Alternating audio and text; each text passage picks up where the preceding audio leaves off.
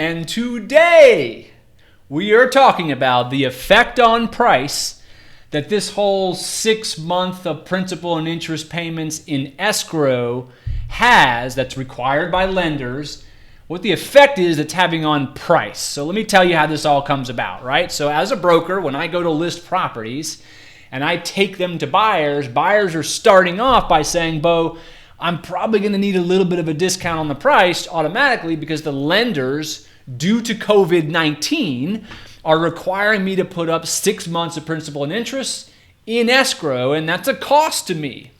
Now, I want to roll my eyes, but before I do that, I need to figure out, is this actually an issue? Let me do the calculations to kind of find out what effect this has, right? Like what kind of a discount on the price do you need to make that up? Is it a big deal?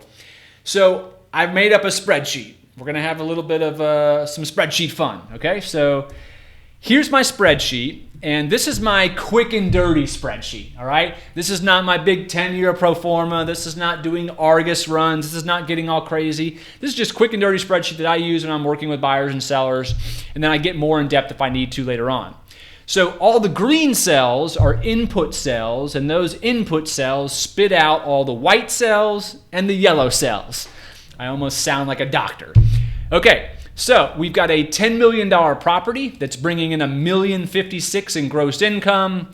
We have 5% in other income, 5% in vacancy, $450,000 in expensive. So we've got a $606,000 NOI.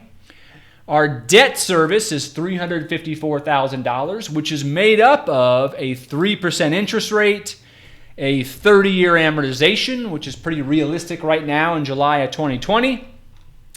And we've got a 70% loan to value, right? So after you pay your debt service, you have $252,000 in cash flows.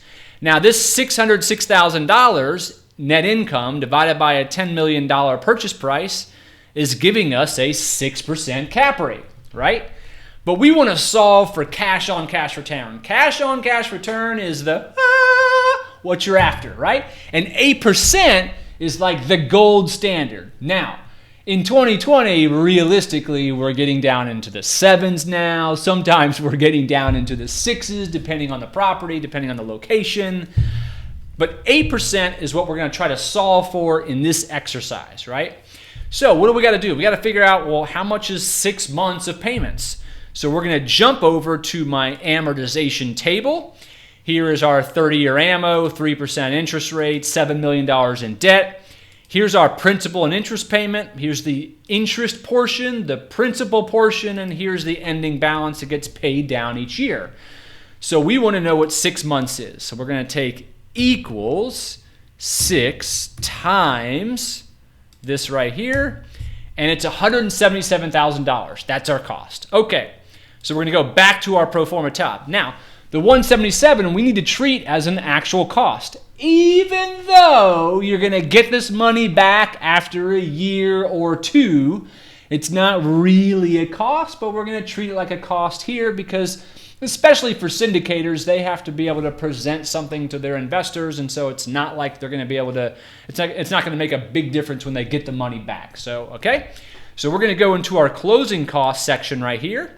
I've already got about 1.5 points in closing costs for other regular closing costs in there, so we're going to go in here and add plus 177, boom, boom, boom.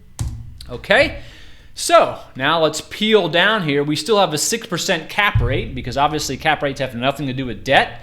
But look what happened to our cash on cash return. We're at 7.57%. And what do we need to do?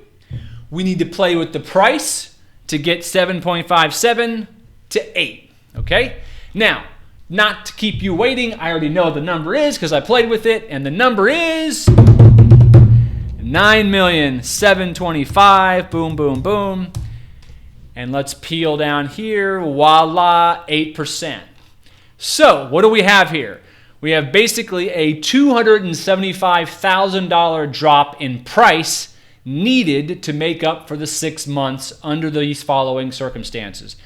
$275,000 divided by 10 million is a whopping, amazing, earth-shattering, deal-breaking 2.75%. Of course, I'm kidding.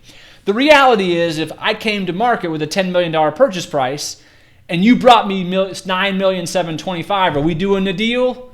Yeah, we're probably doing a deal, right? We're probably doing a deal at 9.5. It depends on the circumstances. But even pre-COVID, if I had a $10 million property and you brought me a $9,725,000 offer, we're probably doing a deal. So anyway, let me go back to full screen. What I'm saying, sellers, is, let's come to market. Let's sell properties. I'm not going to let buyers beat us up over a 6-month thing. Your property is worth just as much today because you're collecting 96% of your rents, which is pretty on par with 2019. And buyers, let's turn in offers because this really doesn't have an effect. This is not a big deal. Now, granted, in the beginning of COVID, when it was 12 months required to escrow, and now it's 5.5% to 6% needed off the purchase price, yeah, that was a big deal. But we're not there anymore, okay? So if you like this video, please like the video. Please subscribe, hit the bell so you get my videos right away. Please share this with others. I would love that. And of course, if there's anything you want me to do the next video on, comment down there, whether it's calculations, underwriting a certain deal, negotiations, whatever. I've been through it all. I've seen it all. I would love to put together a video for you guys. I love this business, all right? Thanks so much for taking a listen to another video, and I'll see you guys on the next one.